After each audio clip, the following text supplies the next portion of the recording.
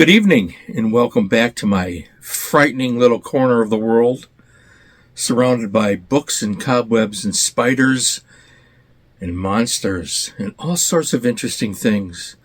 There's been an interesting trend I've seen going around where people are putting out episodes about their favorite book covers.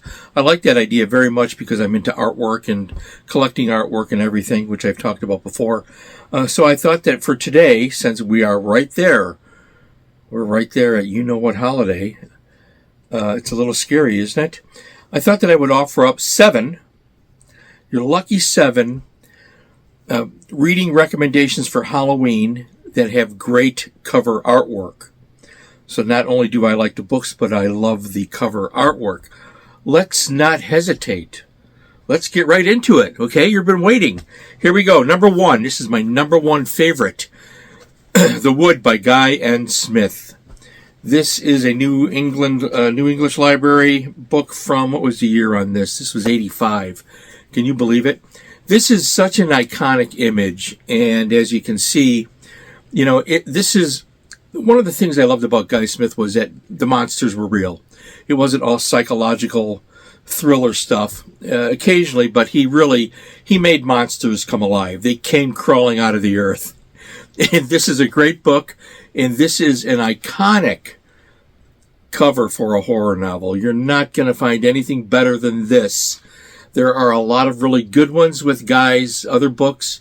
This is my all-time favorite cover artwork for a Guy N. Smith horror novel. Top that one. You want to read this book, right? Here, let me read the back. Cold as death, the sudden mist seeped and coiled through the wood. Naked and terror-stricken, the girl floundered ever deeper through the undergrowth in the clinging black mud, desperate to escape her pursuer. But in front, a worse horror waited. And with Guy N. Smith, it always got worse. For with the mist came the figures from the past, from many pasts, lurching through the blinding whiteness, reaching out to clutch and choke and smother the wood. What a great book. What a great cover. So there you have my first of the favorite covers for Halloween. That's 1 of 7. Number 2, this is James Bama's version of Dr. Jekyll and Mr. Hyde from the Penguin paperback. I think most of you are familiar with this edition. It can fetch in really good condition, a really good price on the aftermarket. I don't know if anybody would pay that price, but prices are elevated up because of the James Bama artwork, which is, in fact, his rendition of the Frederick March makeup from the 1932 film version of Dr. Jekyll and Mr. Hyde, which is still the best film version of Dr. Jekyll and Mr. Hyde. Great cover by James Bama. Mr. Hyde. Oh, yes. Good stuff. All right, this one is this one's a personal favorite. It's The Lost World by Sir Arthur Conan Doyle. And this is the pyramid cover from the early 1960s. And this is not generally thought of as a Halloween book, but it has enough thrills and chills in it and enough uniqueness that I would recommend it as a Halloween read. It's a science fiction fantasy novel. Most of you are familiar with this book. And this particular cover for Pyramid really captures the terror-stricken ideas that you'll find in the book. It's really a great book. Great cover artwork here. This is the theme. Cover artwork, my favorite cover artwork for Halloween. I chose The Lost World from Pyramid, early 60s. Really wonderful. Oh, and who did the cover artwork on this? I think it's listed inside. Actually, let's take a look. And it is not. Or is it? Yes, it is. On the back, cover painting by Tom Beecham. So there you go. Good stuff. All right, the next one is the only photoshopped cover that I'll talk about. It's Ghoul by Brian Keene. This was one of those leisure books from the 80s. Really good book by Brian Keene. I like Brian Keene. I like the book. I like the cover. Yes, it's photoshopped. I'm not a big fan of photoshopped covers, but this one works at a simplified level. It's creepy. It's spooky. It does what it needs to do. It's Brian Keene. It's leisure books, long gone leisure books, who used to put out a really good line of horror fiction. Interesting cover. I like it, and so there you have it. And now we have another really good one from England. This is Greeley's Cove by John Gideon. Look at this beautiful cover.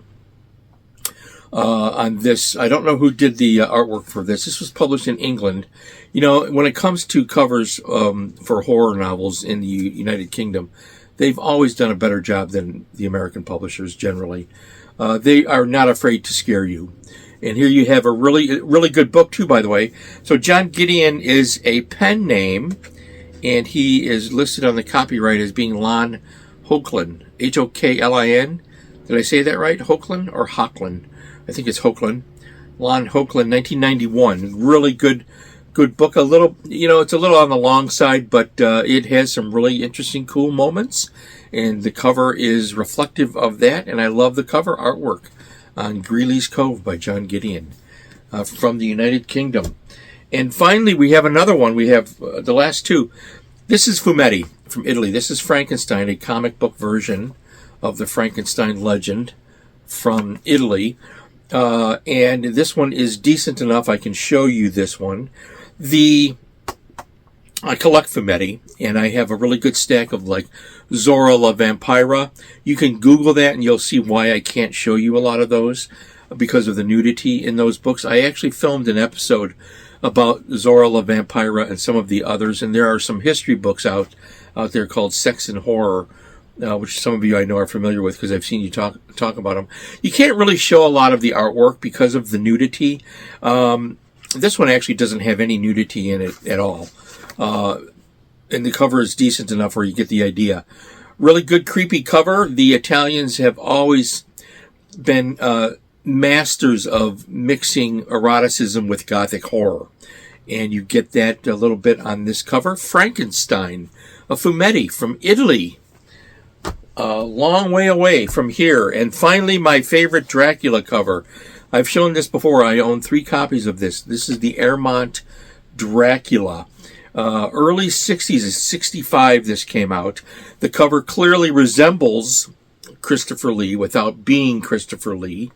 It does not reflect the description that Bram Stoker put in his book about Dracula. We all know that's a completely different description. But you know what? These are the covers that get you reading. And this is the best cover of Dracula ever put out, in my opinion. And that's why I have 3 copies up here on the top shelf behind me. Well, two more above me. And I don't know who did the cover artwork. I have an episode about Airmont paperbacks up there that I collect. I still look for some that I'm missing now and again. And Dracula by Bram Stoker. If you've not read this, you've been living in a cave. A cave filled with cobwebs and coffins, I'm sure. All right, those are my 7 favorite horror fiction covers for Halloween. The books are all worth your time to read, and I know you're out there right now. You're going to go hunt them down. So, my friends, stay well, especially on a creepy weekend like this. Stay happy. Feed your beautiful minds. Read a book.